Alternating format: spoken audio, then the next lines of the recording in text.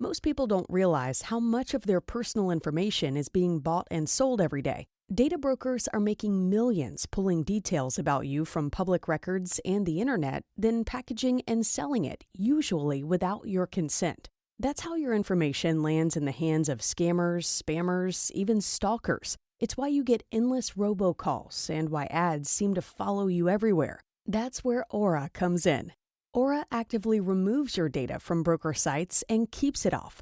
They also instantly alert you if your information shows up in a breach or on the dark web. But Aura goes beyond data protection. With one app, you get a VPN, antivirus, password manager, spam call protection, dark web monitoring, and even up to $5 million in identity theft insurance, all backed by 24/7 US-based fraud support.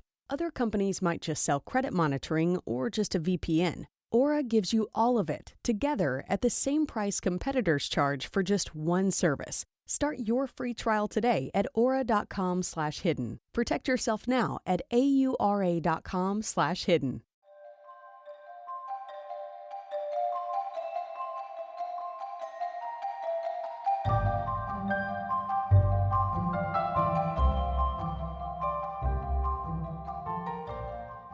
Welcome back to the Ballet Help Desk podcast.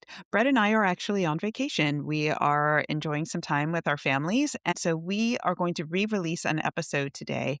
We are going to do Fran Veyette's podcast on facility, potential, and what that all means. Even if you have heard it before, it is well worth a listen again because it is chock full of information.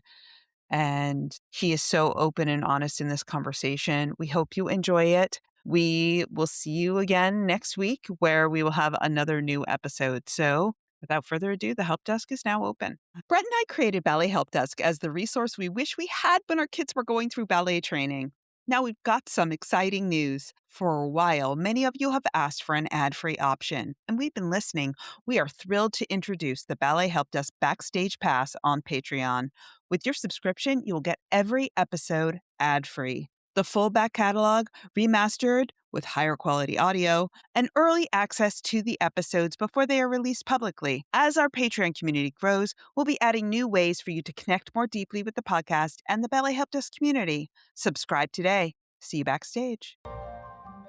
Hello, and welcome back to the Ballet Help Desk. We are fortunate enough to be joined by Francis Veyette. He is a former principal dancer with the Pennsylvania Ballet, now better known as the Philadelphia Ballet. And he is also the co-founder, along with his wife, Lauren, of the Veyette Virtual Ballet School. So welcome, Fran, and thank you for joining us. Thank you very much for having me. I'm glad to be here. So we wanted to talk about a couple of things where we've gotten questions from a lot of our listeners over the last several months, specifically around things like potential and facility and all those other words you hear thrown around in the ballet world that nobody really understands what they mean. So I'd love to get started with the whole notion of potential. And we hear teachers talking about a dancer having a lot of potential, but what does potential really mean when teachers are talking about that? Obviously, it would vary a bit from teacher to teacher. Usually, it means some combination of certain physical attributes, then sort of certain mental attributes. Physical attributes meaning like, are they strong? Are they flexible? Do their feet point? Yeah, are they coordinated? Can they walk and chew gum at the same time? Being strong and flexible is only worth so much if you can't put all the pieces together. Can they jump? Do they have a natural turn ability? Or do they get really confused when they turn? Things like that.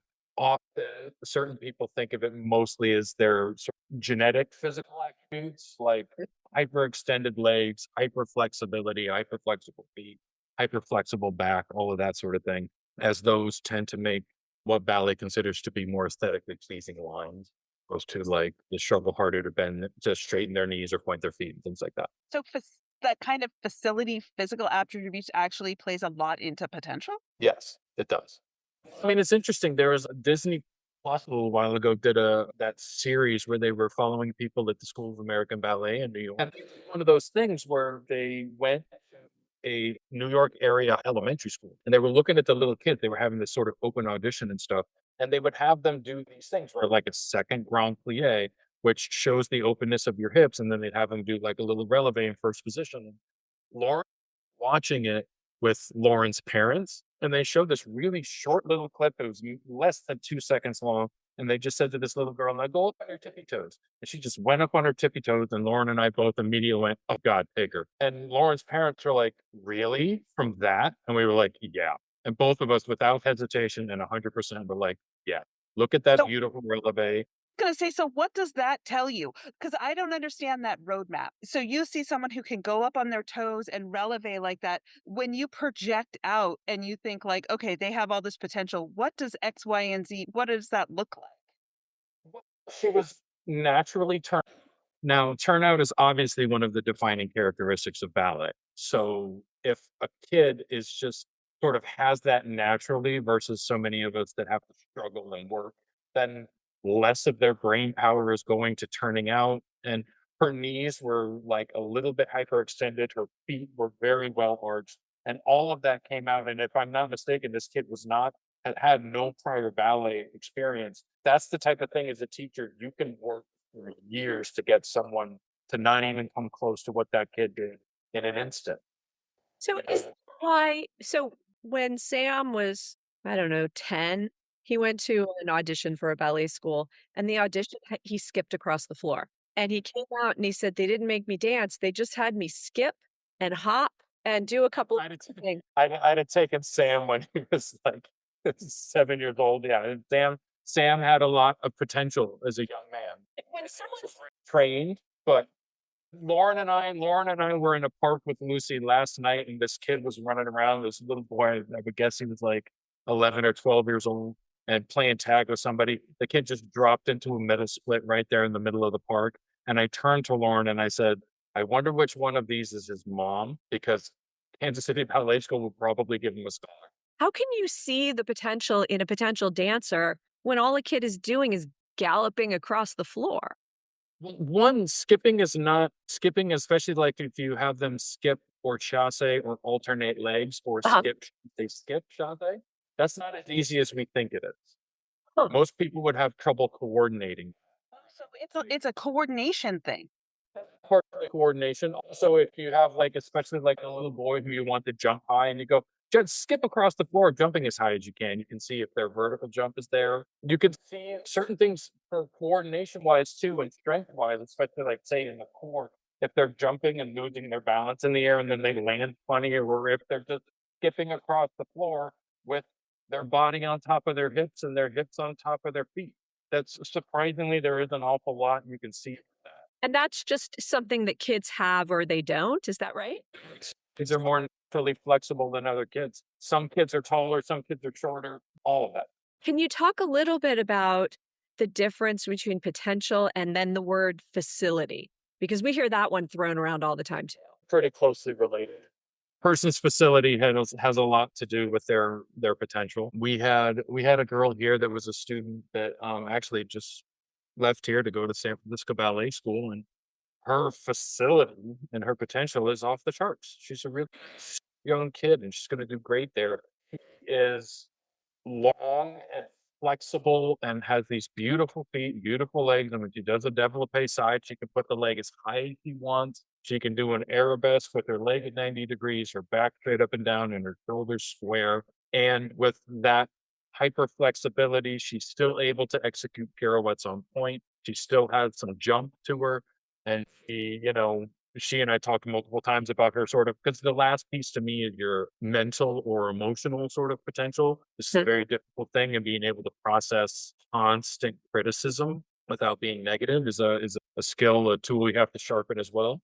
Yeah, I mean, a lot of a person's potential is tied to their facility, but also, a person's coordination and natural sort of movement quality, because try as you might, certain people with all the quote facility in the world might not have a natural movement flow to them, unless we forget this isn't a technical exercise, it's supposed to be an art form. That's a hard thing to account for. So certain other dancers might have less in terms of facility and still more in terms of potential because of the way they move. And also, to me, your work ethic is a very, very large piece of your potential. Are you willing to outwork everybody around you?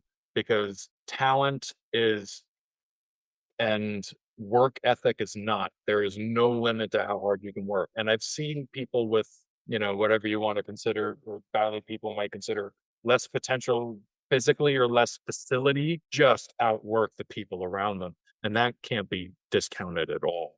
But then it would the old adage, of hard work beats talent when talent doesn't work hard. Well, what happens when you get talent and a work ethic? I mean, the answer is Lauren, my wife. The answer is those once a generation ballerinas who've got all the facility in the world and a good head on their shoulders and a work ethic that puts other people to shame. Is facility something that can be improved, or is that just something you're born with? Yes and no to a certain extent. Certain people are just born with tighter ligaments and tendons and muscles, and they you can improve it. We had a kid that came to us at UBS a very long time ago. One of our original kids, actually. She, when we first started working together, she could not straighten her knees all the way. Right? She was just one of those people. Certain people, their knees just stop at less than all the way straight, let alone hyperextend.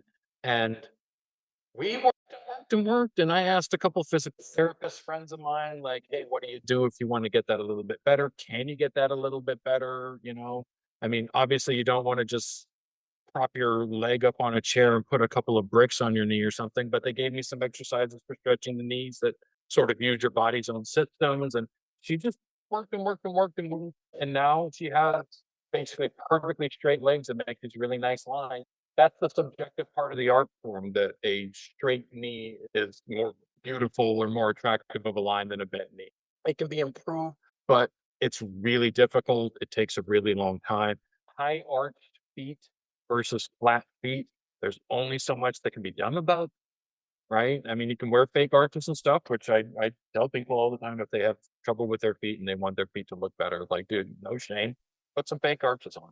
What they mean when they talk about good feet is the arches? Mostly what they're talking about is the arch and the ability to point, but also they need to be strong. So there have been a certain number of cases when your feet are so completely hyper flexible, standing on them at all on point is really difficult. Right? You imagine if you're standing on your toes, you want your toes eventually be going straight down into the floor. And if your feet are so arched that you're going to be having to, your toes are darn near knuckled under and you're standing on the metatarsal heads, that's the opposite problem. And they have to go through all kinds of different other things to sort that out, right? Being able to just stand up and do a pirouette for someone with hyper flexible feet is kind of terrible. Is it something that can be improved? Like, can feet get good? Moderately better. That's my feeling on it. I'm not a doctor or a physical therapist or anything like that, but in my experience, if you really want to stretch the ligaments of your feet, those are structural. A gain in mental flexibility is going to have a potentially, if you go too far, you're going to have a corresponding weakness. Your ligaments are your ligaments. Ligaments have a relatively limited stretchability compared to muscles. Stretching the muscles of your feet isn't going to improve that. I mean, and you can stretch your feet. If you're one of those people that has very flat feet and your feet just don't arch or point at all, you're going to get really, really moderate improvement that might cost you some stability. I don't know if that's worth it. Um, and then in the moderate range, if you have like moderately arched feet, I always tell people that how you use your feet is way more important than how arched they are. Good feet. I mean, I have a book on classical technique right here too that describes the perfect foot. And it says that it's arched but not too arched because that point where it becomes untenable. It's like, well, how much is too arched and how much that all of that seems silly to me. If you can dance on point, then it's a good foot. Men the same, but men very different. I mean, it used to be that a guy that could point his foot was just a cherry. It was not the cake. It was not the icing. It's just like, oh, you can point your foot too. Fine.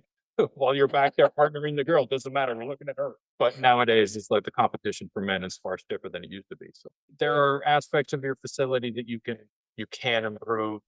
To make sure, I would say the caveat to that is you make sure you're doing so under the supervision of someone that knows what they're doing. Don't just sit there in your middle split until you get a labrum tear or something.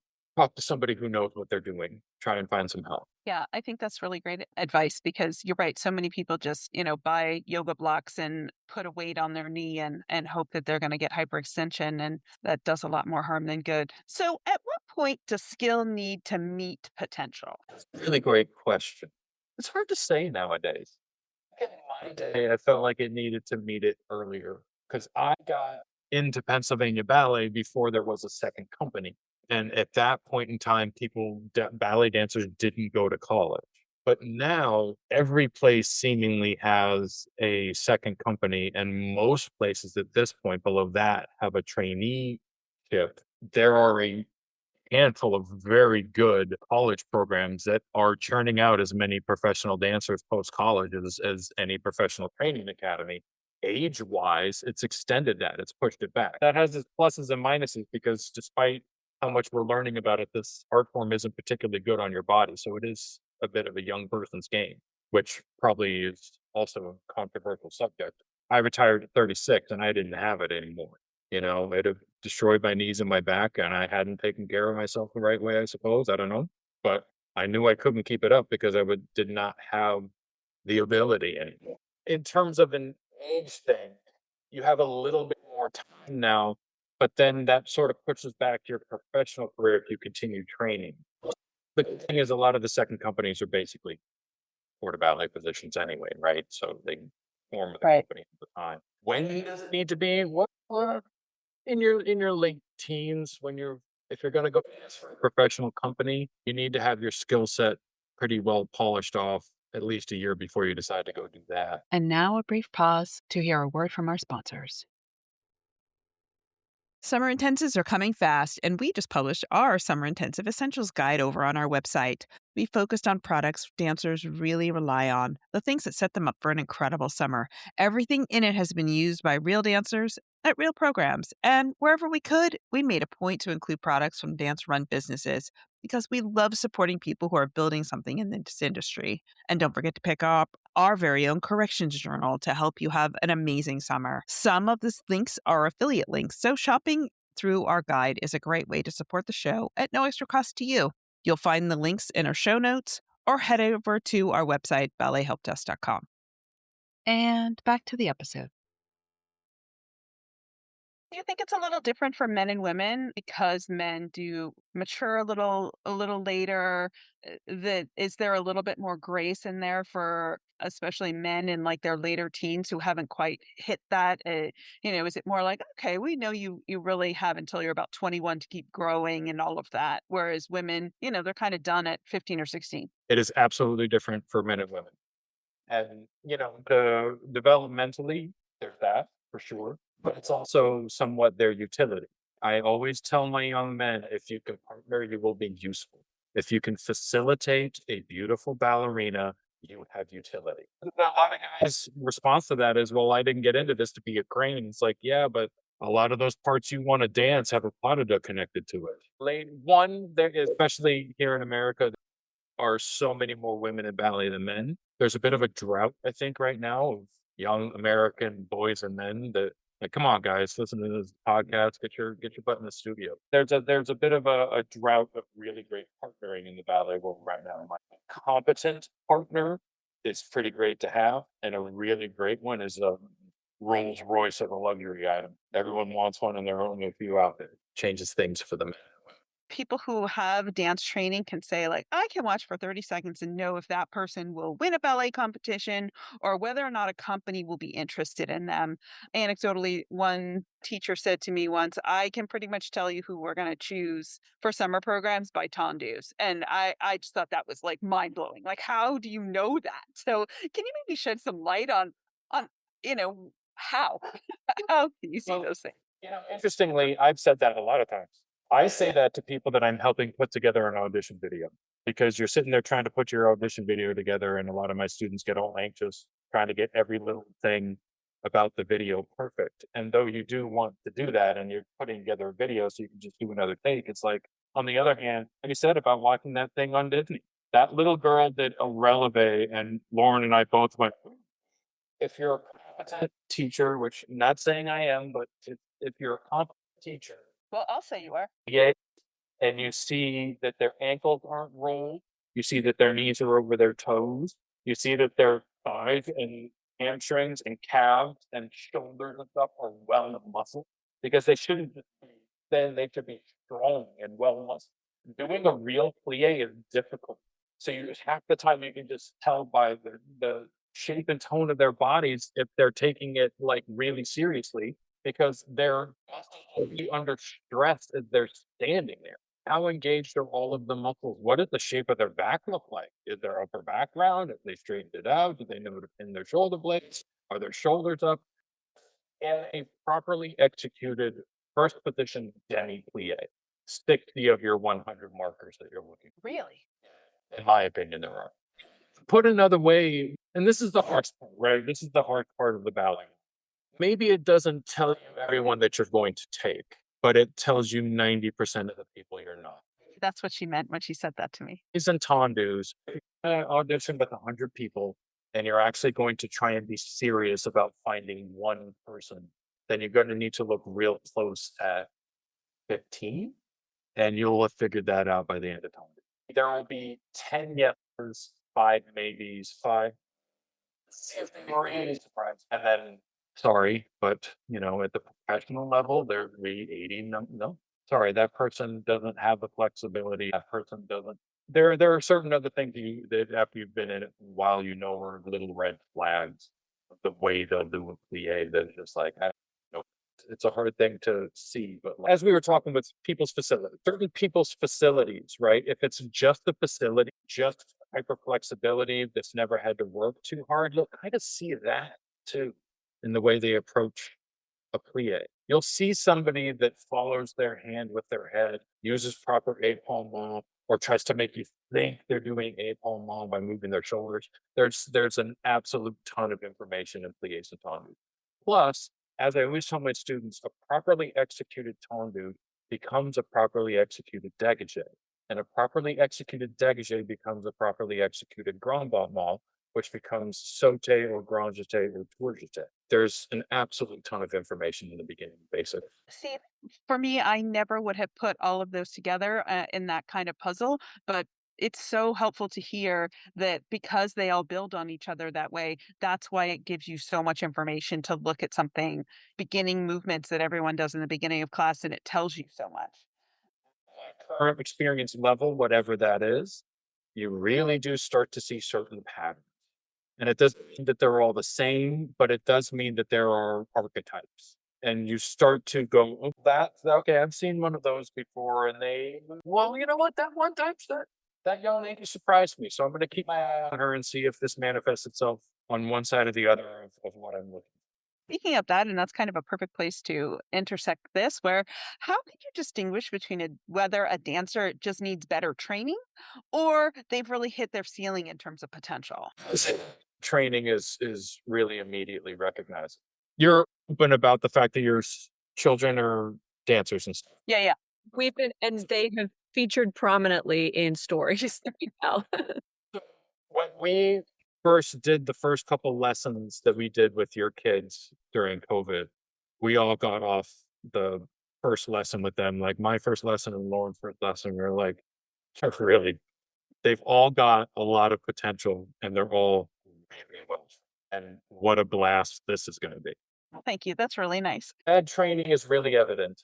And it's one of those things that you'll just see like why say like you'll be able to eliminate 80% of it based on the very beginning because that trained dancer won't follow their quarter bra with their épaulement. They'll sit there with their elbow drooped and their wrist drooping. Certain markers that you're just like, that's what I mean about the archetype.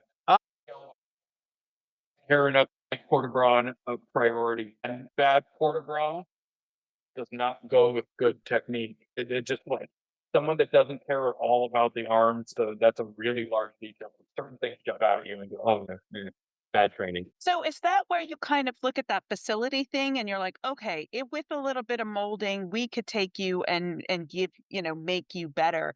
I mean, at what point is it kind of like, okay, well, they just can't do those things? Or, is it that they've had good training and then you're like, okay, you just aren't executing properly? Like, can you tell the difference? I'm sorry. I know it sounds in the weeds, but for a lot of us parents who are non-dancers, like, I can't tell the difference. You can tell the difference somewhat, whether or not they've reached their potential. That's the limit. I don't think that way. So it's hard for me to answer that. I know a lot of teachers that do think that way. And frankly, I think that's laziness. Okay. I think if want to learn to dance, I'll keep teaching you to dance to the best of my abilities. That's our game or our bargain. If you show up wanting to work, then I will help you to learn and work. If you show up wanting to be lazy or something, then I don't that's no fun for me. You kind of think that you peak when you stop working. Yeah, that's a good way to say it. You can be made if you're in the right situation, you can not have your head on straight. You can just be if you're at a really, really good school and you just don't really care, but you have some potential and stuff like that, you can continue to get better because you jump in a pool, you're gonna get wet. Well, I'll give you an example too. There was another student that had come to me a couple years ago and she had been dancing since the time she was 4. She was at the top level of her little school that she was at for the last 2 or 3 years. She was 13 years old. She'd never done a frappe. I taught her frappe, and she'd been dancing for 9 years. She had nice ERP. She had a little bit of she had tight hip, so she, like, went for that girl. So it's like, well, if you it's a little late in the game, but if you get to a good school, you can still make her at this. So working with her for a couple of years and stuff and talking with her parents, she's now at a good school and she's thriving and she's gotten into summer programs she never got into before and stuff. So how it's they've reached the peak. Uh hard to tell.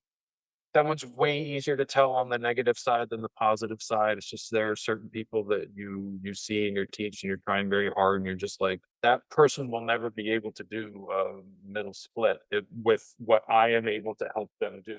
You know what I mean? They're gonna have to. I don't know. I don't know who the guru is on being able to do your flexibility, but it's like It's kind of a taboo body type, but we've been getting a lot of questions about it. And can you talk about what people mean when they say the quote right body type or the wrong body type, especially for young dancers and some who may not have gone through puberty yet? that's the issue there is how can you really tell before they've gone through puberty? I mean, certain things are there already. Hormones do that. They change your body awful lot. But still, I mean, it's not like you're gonna go from completely inflexible to rhythmic gymnast in because of puberty. It's going to maybe accentuate more than completely change. I had my feet and Lauren had her feet from the time she was a kid until now, right? Lucy has this combination. It looks like a combination of Lauren's and my legs, which is and feet, which is a shame because really wanted her to just get Lauren's legs. Well, I mean, who wouldn't want Lauren's legs? Her Yeah. swoopy legs are insane, and her feet are Yeah. they're just gorgeous. It's like there's the thing. I was having a talk with some of my students here recently where I was like, look, Mom was born with those legs and feet. And is that fair that she got those and other people have to their whole life to get nowhere close making a line like that? I mean, as I'm sitting here, there's a picture of line like this in Swan Lake. It's an absolutely gorgeous. And it's not that she didn't have to work those feet and legs into what they became, but she was born with the darn things. The right body, the wrong body. I don't like that. I don't subscribe to that nonsense. I think there's a especially these days, there is a very wide variety in what is quote unquote acceptable in the ballet world. If you're a good dancer, you're hopefully going to find a place. But all of it is subjective. It is a subjective art form. It is subject to someone's opinion. Now, there are a lot of commonly held opinions, but in the end, like as an example, this classical ballet book that I have has a section and it the ideal female body and it has all these arrows and saying this and that. One of the things is small head. Like what the heck? And how do you change your head size? What does that have to do with it? And that ones I'm just like, well, that's ridiculous. Other parts of it are like, you know what? It's better to be flexible than not flexible. That sucks if you're not flexible, but it is, right? I mean, it's better if your feet are more arched than less. I'm sorry, but that improves the line aesthetically for what people in ballet like. Now, that's a subjective opinion, but it is there. It's better for the guy that's going to do a variation to jump a million miles in the air than not. Yeah, I've known really great male dancers, but it's better for them to do lots of men and women, and yet I've known plenty of professional dancers who were not very good. The wrong body to me is one of them to do ballet and will make the right lines and stuff without you having to fight it and hate it too much. And the hard part to accept with all of this is that kind of like an Olympic athlete or an NBA athlete or something like that, the valley world is in the end the domain of the exceptional. You have to be exceptional in every way possible because the audience members pay a lot of money to come and see something extraordinary, to be transported and have their day brightened by something unbelievably beautiful. We can't, yeah, to me, you can't allow the slightest bit of erosion in that hill, or it all just sort of goes away. Like once you start rubbing the edges smooth, how far do you go? It's supposed like Lauren, my wife, was a very well known dancer because she was extraordinary. She was amazing. You fell in love with her from the second I mean, obviously I did, but everybody did. The second she stepped on stage, she could just walk from one side to the other and their jaws would drop. Not everybody had that ability. Roundabout body, I don't know. One that's strong and flexible, not prone to injury, which also is not fair. Some people have almost identical facilities, almost identical work ethic, and one of them just spends half their career injured. Just can't handle the strain. So, people have certain thoughts that they have on what the perfect body is. And yeah, to me, strong, flexible, coordinated, good work ethic. In terms of the body, you need flexibility and coordination. What shape that comes in, eh, What do you think the real conversation we should be having about body type? Because in the past, it's been somewhat unhealthy in that there was an aesthetic where there was a thought that dancers had to be exceptionally skinny to the point where it was really affecting people's health. What do you think the conversation is that we should be having about this? I think we should be having a conversation about how do I put this? Healthily maintain your optimum condition. I was not at my best when I was heavier. I had a lot of weight issues during my career. It was my number one issue, followed closely by an attitude issue that was kind of related to my weight issue. I lost my job before because of my weight, and I almost lost it again another couple times at various. I wasn't doing what it took to be at my best. That was the tough pill to swallow. Because I had to look in the mirror after I lost my job. I think it was when I lost my job in 2003. Not a single member of the company I was in, my girlfriend, my best friend, not my close circle of friends, not one single person told me that I was being held to an unfair body standard. Every single one of them said, "You're throwing it all away, young man. Get your butt in gear. What are you doing?" I wanted to wallow and say that it was unfair, but the reality was I wasn't in my condition. Now, that wasn't just a matter of get skinny. It was a matter of having to do a bunch of research on nutrition, find the right sort of not eating fad diet, but dietary habits, right weight. It had to do with a lot of a lot of movement and stuff outside the studio, and a lot of looking at myself in the mirror and going, "No, you need to be better. You need to do better." The year that it was the worst actually wasn't the year that and the year that I had the real final sort of turnaround, I lost 31 pounds in a season because I needed and I did not go to unhealthy weight. It was the best shape I was ever in, and it was the strongest I ever was. I was doing a certain weightlifting routine. I was lifting really heavy weights. It was cycling. I was dancing all the time, and I really managed what I and that put me in the best physical shape and the longest long period of injury-free in my life. It turned out when I moved my body the right way, took care of my body the right way, and fed my body the right way, that my body was healthier. This is a really strenuous activity. So if I were doing the same jumps over and over and over again with an extra 31 pounds, knees, my ankles, my hips, my lower back, all of that was under significant addition. It's mass times acceleration. You jump really high and hit the ground with a 30-pound backpack full of bricks on. It's a lot. Now, I don't want anybody listening to hear that I just got fit. I decided what it took for me to be at my best. And me, I was getting stronger while I was losing weight. And that out there. My wife has had similar struggles, and she's been very open about it. So I think I can tell you this. I mean, and at a certain point, she was even struggling with that towards the end of her career when she was in Miami. And Miami was actually quite wonderful to her for that, though they were hard on her about it.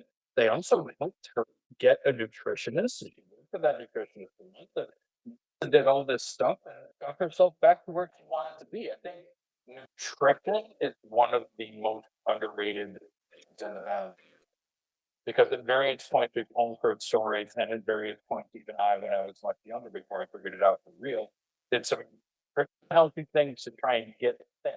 And those were not healthy. Like, dude, I had to do it so many times. It didn't work. The things that actually ended up working was wanting to be at my best. It was a mental slash psychological thing because, and I can't ever speak on anything like psychologically, except that I needed to have a mental and emotional change that exceeded the dietary lifestyle change. I needed to look myself in the eye, tell myself I wasn't at my best.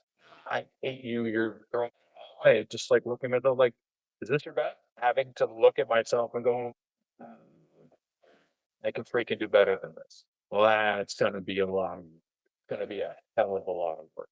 Yeah, but everything you want is on the other side of that freaking moon. Everything you don't want in your life is right here sitting in your lap, and all you gotta do is nothing. And everything you actually want from this career is on the other side of that mountain of hard work and self-discipline.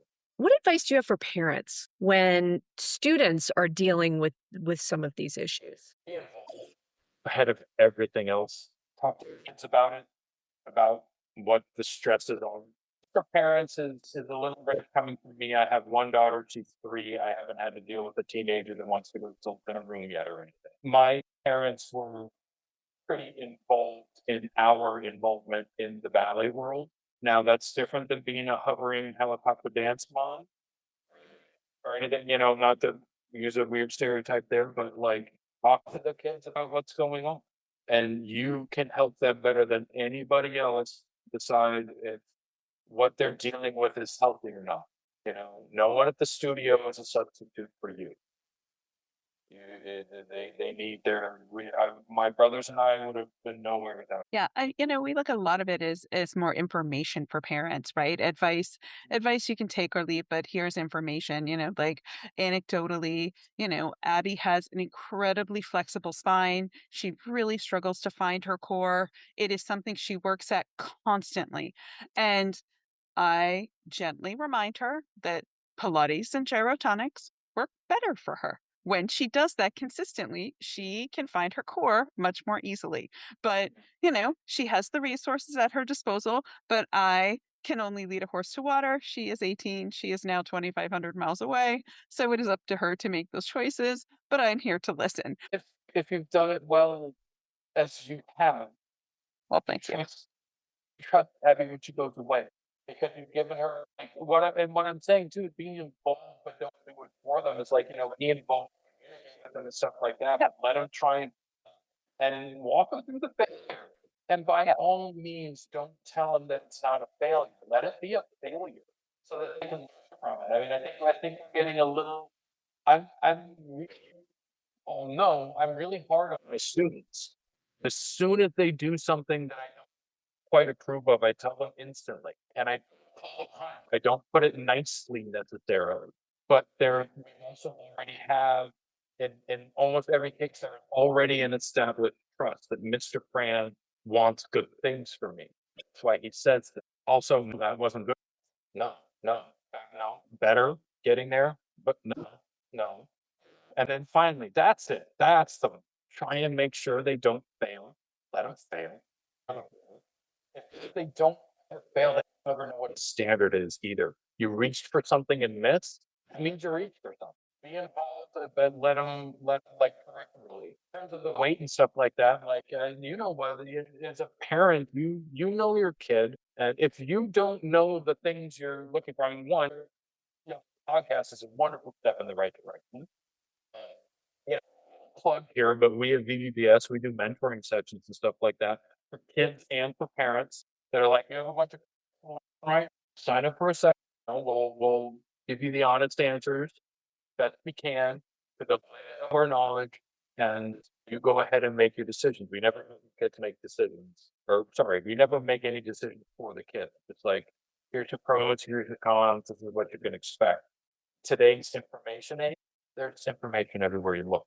So you got to make sure you vet it and you're getting good information from people that know what they're talking about, but also like look for certain red flags there.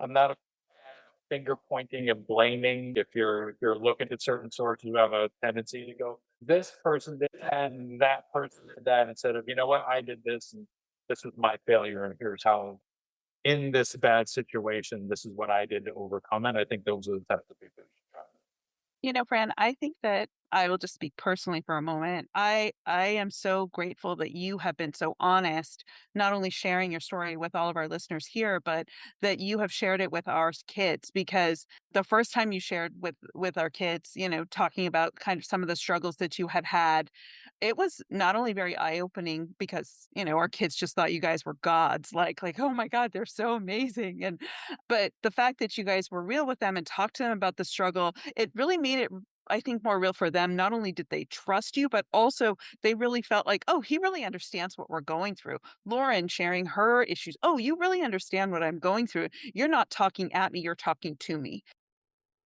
And now, time for a quick ad break. We are now welcoming reviews of year-round ballet school programs on Ballet Help Desk, whether it's a full-time program, after school, a conservatory, or a company-affiliated school. We welcome all of them. If your dancer has been part of our program, please consider sharing your experience. Imagine there is a family out there right now trying to make an important decision, and your insight could help them feel more confident about their next step. Reviews are completely anonymous, and it takes just a few minutes to complete. And let everyone learn all about the good, the bad, and everything in between. Now, back to the episode. Some people say that some people just aren't built for ballet. For example, right? I was a gymnast when I was a kid, but when I was in 5th grade, I was 5'8". Gymnastics at that point was just not going to happen for me because I was slated to be about 5'10". Gymnasts are not 5'10". They just it's really, really hard. What is the real conversation that we should really be having around ballet aesthetic and ballet body types? Be very similar to gymnastics, because does being 5'10" mean you can't do a flip? No. But it does mean that executing a double layout is way the heck harder, because rotating a larger object is more difficult than rotating a smaller object. So is that an unfair body standard, or is that the reality of physics? Dance and ballet is somewhat different than that. Honest answer is the discussion around body type and who can do it and who can't, or who should do it and who shouldn't, or anything like that. Everybody should give it a shot. And then everybody should understand that it is the absolute best of the best that make it. And to accept that this might not be the arena where you are the best of the best.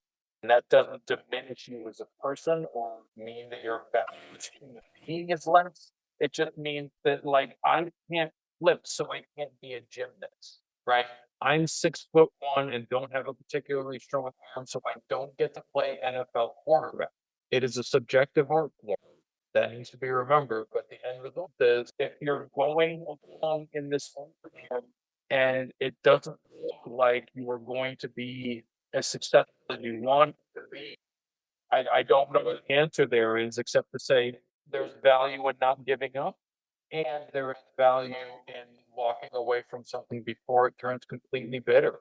We have wonderful, gifted students around the country that won't make it because the ballet world is an extraordinarily steep pyramid, and there is not room for everyone on top. Since on stage is finite, it is reserved for the best.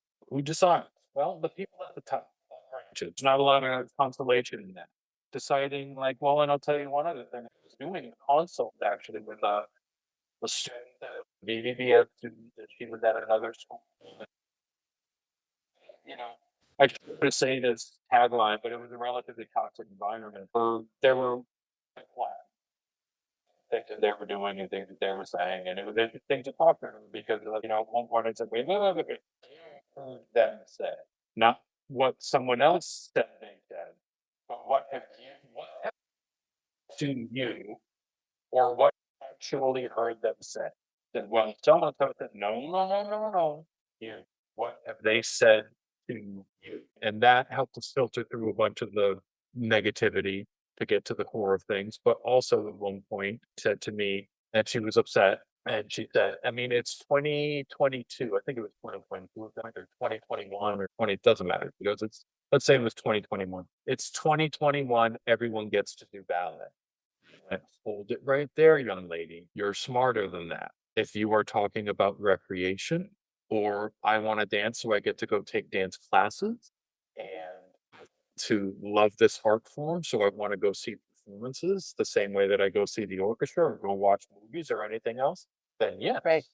you are a very talented, professional oriented young lady. And I think you know that statement is untrue. People like you. Everyone does not get to do this because they want to do this, not at the professional level. And if that becomes the case, the art form will die. That's a harsh opinion of mine, and I will grant you that that is an opinion. Go see ABT or New York City Ballet or San Francisco Ballet or Kansas City Ballet or Philadelphia Ballet, Miami City Ballet. Those people are extraordinary. They are gifted one in a million individuals. Every single one of the people on that stage is a one in a million talent. Then the people that are in the center have differentiated themselves from the rest. I mean, it's not supposed to be just anyone who wants to be on stage gets to be on stage. I would love to go to the Olympics and I can't tumble and I can't ski and I can't I can't do the art off in the rings. I didn't get to go. This was my domain. This was my thing. I love my art form. So there's a certain part of me that feels a little defensive about it. Like it's an extraordinary, beautiful thing. Every person that will listen to this podcast knows who works this. That man was an extraordinary. Like, sorry. Repeat the question. No, no, actually, I think this is all really good. I mean, the question was, how should we be having the conversation about ballet aesthetic and body type? But I think you're actually hitting on a lot of things because you're just talking about a standard. What does that look like? And it used to be, I mean, Balanchine kind of set that new aesthetic, right? That one of like very, very skinny and skinny arms, long legs, small head, long neck, right? That like genie in a bottle combination. And do you see that there is a little bit more room for, that some person that might be a little stockier or develop muscle in a little bit of a different way? Definitely more room for that. More room for that. I sort of disagree with a lot of the people that are sort of constantly being negative about it. I've seen many different body types for my whole career. Like I did. I saw lots of different body types at the Pennsylvania Ballet during my time, and I thought they were all beautiful. So I think there is room. I think the idea again should be that you are in your condition. The standard exists for men and women, but there are different aspects to it for men and women. Look, I spent a lot of my career partnering and I was good at that. I won't claim to be a great dancer or anything like that, but I was a really good partner. And I lifted anybody that came in front of me. And at various points, I was the guy that could lift something that other people couldn't. I was a big, strong boy, and I loved being a big, strong boy. I took pride in the fact that I would not fail. I did not miss lifts as a matter of somebody that's been serious for a little bit in the gym can tell you the difference in what you can lift one time and fail and lift times in a row. It's not a lot of weight, right? So maybe some of that came because women had to be lifted. Now, that is not to say skinny or better at all. Please don't misunderstand that, people. Like, it's not to say skinny or better, light or better. Lauren was very muscular and muscle weighs more than fat. Lauren was heavy and she was always in wonderful condition and there wasn't a bunch of extra. Lauren was in wonderful physical condition her whole career and she was and muscular and heavier than other people that looked almost the same as her because her muscles were dense. They were real. She used them. They were not for show. Made heavier than certain other people. There was a ballet we did. It was Balanchine's Concerto Barocco, where there was another. I don't know why they. Well, no, actually, you know what? Here, this look. I wasn't cast in the part with her because I wasn't in my best shape, and that part was in the leotard for the guy. So they put who else they thought was the biggest, strongest boy in the company with her. And after about 3 weeks, they couldn't get through the pot. So they asked me, and Lauren and I ran it the first time, and I didn't miss a single lift. Whether or not that was fair, because me looking at the guitar didn't have anything to do with me being able to lift Lauren, right? But there it was, and I didn't argue with it. Wasn't happy about it. It meant that I didn't get the maximum amount and the optimal amount, maybe time of rehearsal with her. There's a part in that thing that people call the miseries, and it's 9 lifts back and forth, big, slow overhead lifts from one side to the other, and they're in these grandités, which has this arc to it that means her weight goes from one side of your body to the other and changes in the middle of the lift. You have to do nothing, and they don't ring. That sounds brutal. It's absolutely brutal. Does it matter how much you weigh if someone wants to do that with you? It kind of does. I'm sorry, that's awful. Also, within that, do you get to put the man in jeopardy, extra additional jeopardy? Because that could cost him his. This is the part where I'm definitely, gonna say something that's controversial and people are gonna be mad at me, but what about the guy? Does someone care? There's a lot of men down there that have to pick up a woman and put them over their head. This is the hardest lift. It is the least stable lift. Deadlift world record's 1,100. So it's like less than half of that. It's a brutal lift to go over your head with another human being. You need extra strength while he's up there in case something goes wrong. You should not be at your limit. So on the one end, we readily, without hesitation, tell every man dancer that goes out there and straps them up that you better be able to do this. If you can't lift a woman over your head, you better get your butt to the gym and do whatever it takes. And I think that's fair. And I accepted that. And I wanted that responsibility. I love being a woman. And I think it's interesting that at various points, I never said a thing to any one of my partners. But a couple people during my career got chewed out by a ballet mistress who said, "You're going to hurt him if you don't get into better shape." I don't know what the right answer there is. I don't know. Yeah. He's always strong and a pleasure to dance with, and I never minded anybody that was sat there in front of me. But the difference between being able to lift someone and not lift someone is a matter of how much they weigh and how well they manage their weight. If you're really disciplined and strong, way more, and it's different. Talking about that, yeah, are there some deal breakers when it comes to like physical attribute? The road is probably much more difficult for short men. So are there deal breakers for men? Are there deal breakers for women? Like, we anecdotally know several boys that came, up through the kids, and they're definitely on the shorter side, and they have a much harder time finding a job. Shorter men end up being specialists. It's less versatility. You're limited on the number of people you can partner, and therefore certain other aspects of the rest of the career are affected by an ability to move certain people. So if they want you to do a certain part, they better have a certain ballerina they want to do the corresponding part.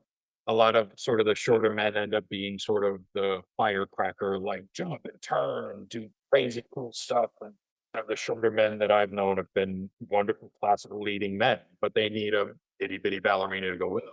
So I have a question about, you see a lot of dancers who are pushing and pushing and pushing to go after a professional career.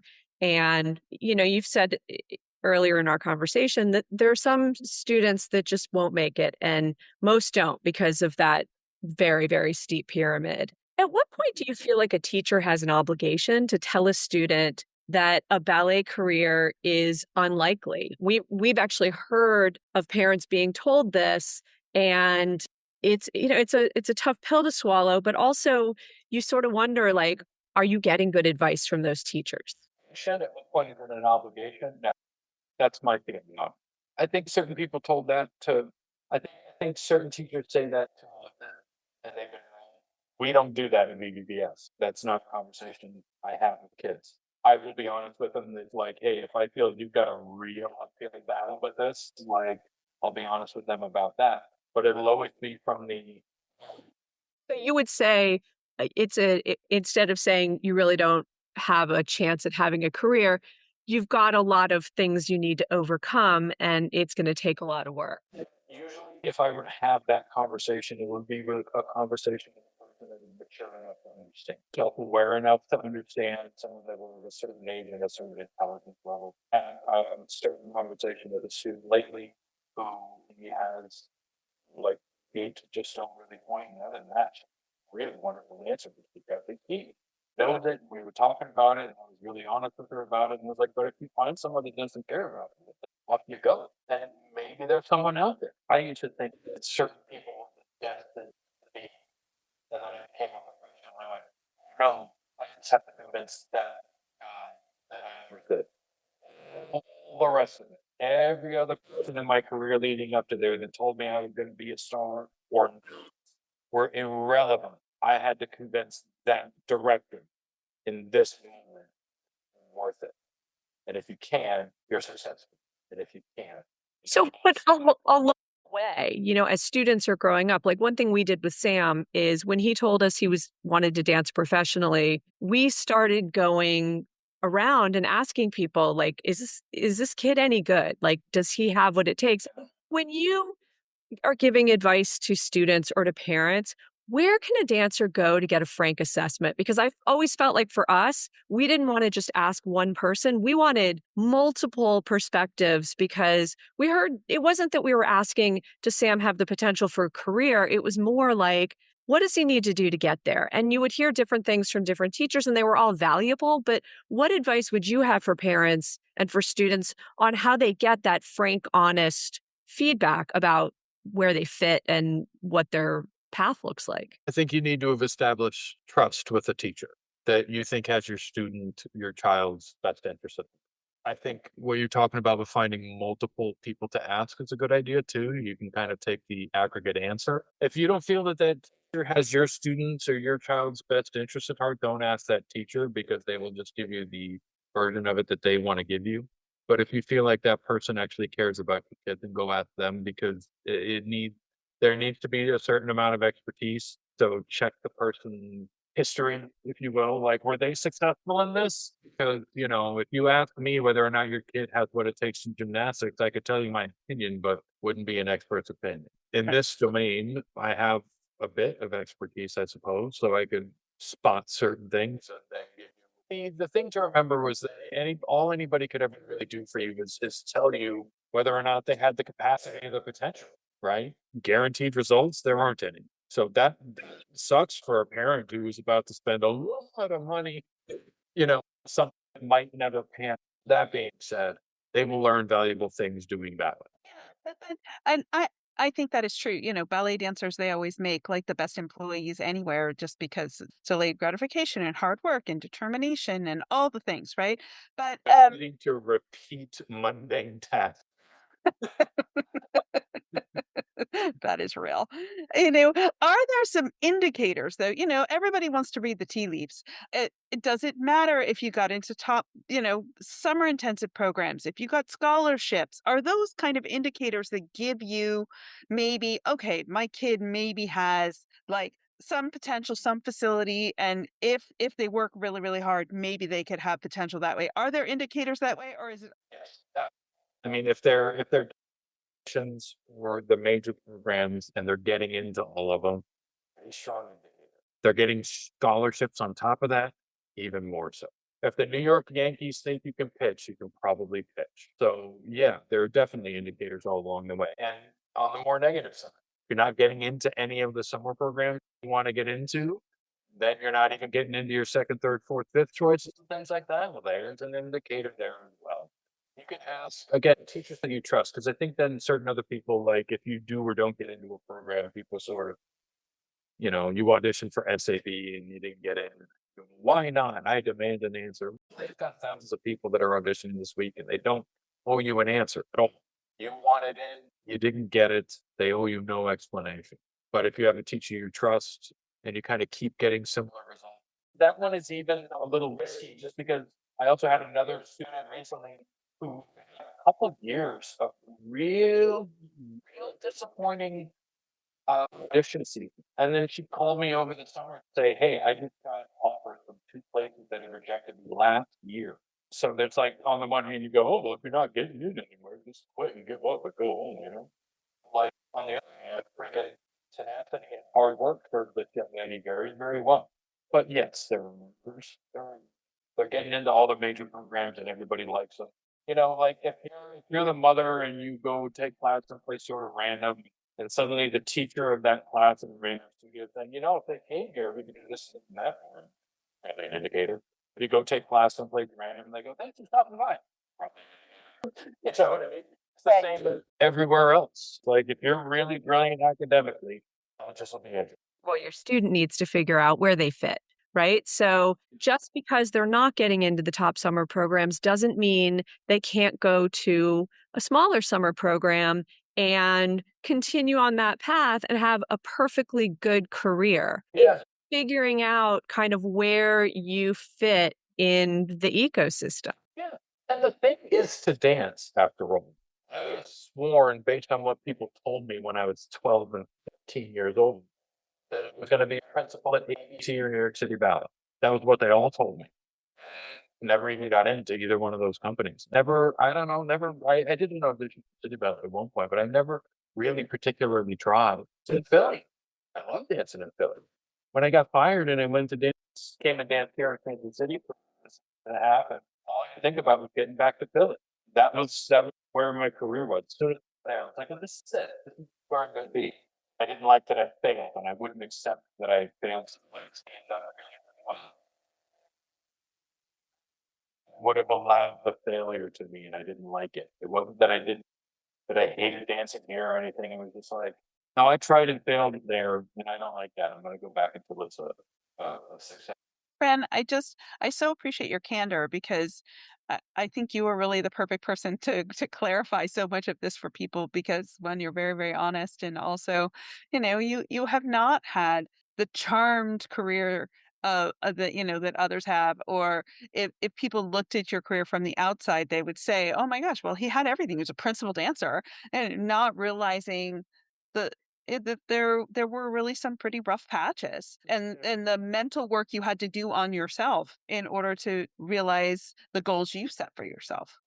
About all of my struggles is, well, one, finding the strength to sort of look myself in the mirror and admit that most of it was my own making and that I was the one that needed to figure it out. Because also it's a hell of a as difficult as it is to change yourself, it's a heck of a lot harder to change the world. Like changing yourself is the easier of those two options, as difficult as it is. And being able to admit that I wasn't doing my best and needed to change and needed to get even just admitting that I wasn't making the maximum effort that I was capable of making has helped me now inform my students. I don't regret any of that. I definitely regretted it at the time, and maybe things could have been very, very different had I not made so many mistakes, had such a roller coaster of a career.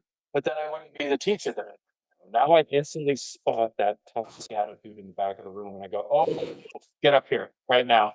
You're like, sit down. You and I are having this out right now. No, no, no, no, no. You're not going down my road. No." And it helps me address my students from a place of experience. For the most part, whatever that experience is. Are you enjoying a huge success right now? I've been there. It's wonderful. Let's celebrate together. And are you really struggling? You dragging the bottom of the freaking barrel right now? I've been there too. Let's drag together for a second. And it's a podcast here with like potential and the body or any of the rest of it. You know what you need more than anything else is a freaking stubborn desire to drive forward really slowly. because the real progress around here is stacking paper. It takes forever. It's really difficult. It's a grinding process. And you need thick skin because you are going to be criticized at every step of the journey. That is integral to the art form. It is how we get better. You're going to go to the call sheet at the company when the cast list comes out for whatever the next ballet is. And even when you're a principal dancer, you're going to be disappointed more than you are happy. And it happens multiple times every year. And then you're going to have to go to a costume fitting for that part you're not even particularly thrilled about dancing.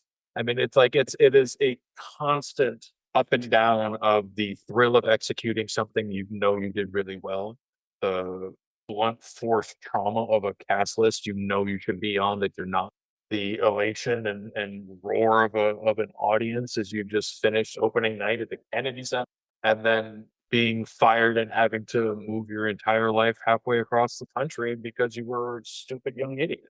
It's up and down and up and down and up and down. And even the people that appear, say, like Lauren, to have had a straight shot to the top, it wasn't. It was not straight. It was being and difficult, and she had to fight and scratch and claw, and so did the rest of them. What does it really take? What's the potential? Dude, you got a good head on your shoulders. You're ahead of the field, you know. And yeah, there are other physical things that are important, but a willingness to fight. My kids know if I call them a fighter, that's about the biggest compliment I can give them. They did something, it wasn't perfect. They got through it anyway. They didn't walk out of it or wait and tell themselves they're a perfectionist. They fought.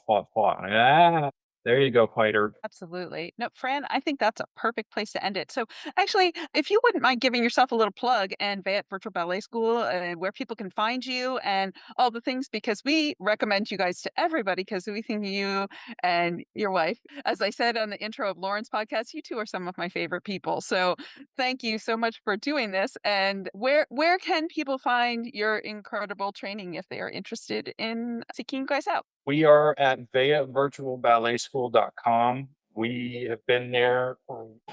Lessons are available, group lessons, mentoring sessions, which is just another way of sitting and chatting. It's me and Miss Lauren, and we have a wonderful teacher, Deanne Petrushki, that works with us right now too. That is like, I always try and make sure that I don't tell her this means she only works with this, but she's so gifted with the youngsters. She's way better than I am at teaching the youngsters. So if you have a younger person you're interested in, like how to do this correctly, Miss Deanne is amazing. Yeah, they have virtual ballet school. And yeah, I mean, thank you for recommending people because very brief time, we spent some money on advertising. Other than that, Bay Virtual Ballet School has been a pull yourself up by your bootstraps kind of organization. And it's mostly only ever been word of mouth from our other students. So we appreciate all our students and all our students' families because our students are one thing, but also you're talking about what you really need to be successful. You need a good set of parents that is looking after you and is involved and engaged and willing to sacrifice what it takes for the parents to sacrifice for something this crazy. It is quite the roller coaster, that is for sure. Absolutely is. Thank you so much for joining us. Absolutely. Thank you for doing this cast and for, trying to put this level of information out there. I appreciate it.